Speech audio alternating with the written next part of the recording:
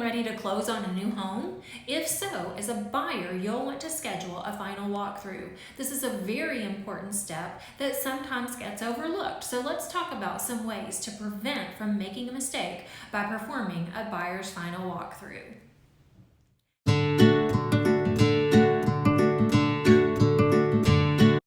Hey there, my name's Heather Hancock and I'm a realtor in the DFW area. If you're new here, please consider subscribing to my channel. I talk all things real estate and I upload new videos each week. So the final walkthrough in real estate was designed so that the buyer can confirm that the house is in the same condition as when they made their offer and had the home inspected. It's also an opportunity to make sure that the seller has actually vacated the property. Oftentimes, a buyer and seller will have negotiated any number of repairs during escrow. The walkthrough gives the buyer a chance to make sure that all of those agreed upon repairs have been completed and that everything is in working order.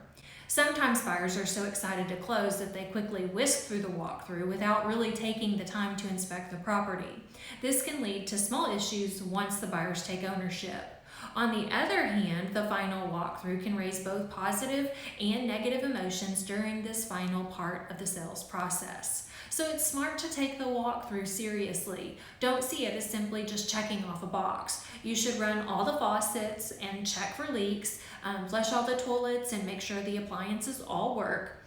Here are some tips for buyers to help complete a smooth and effective walkthrough.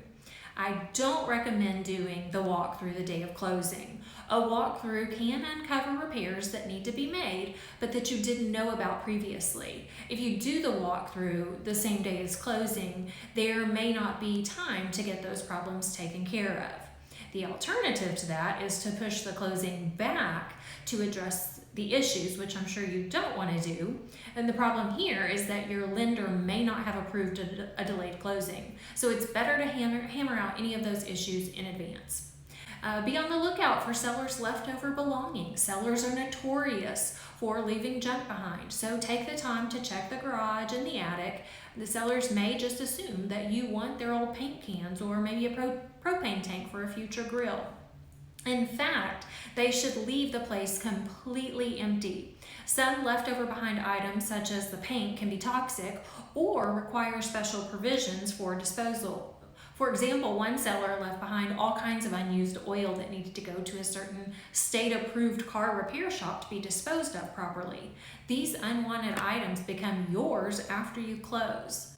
Be emotionally prepared for a surprise. Buyers often fall in love with a home that's full of furniture, art, and belongings, and they see it as a home, and they remember a warm, cozy feeling.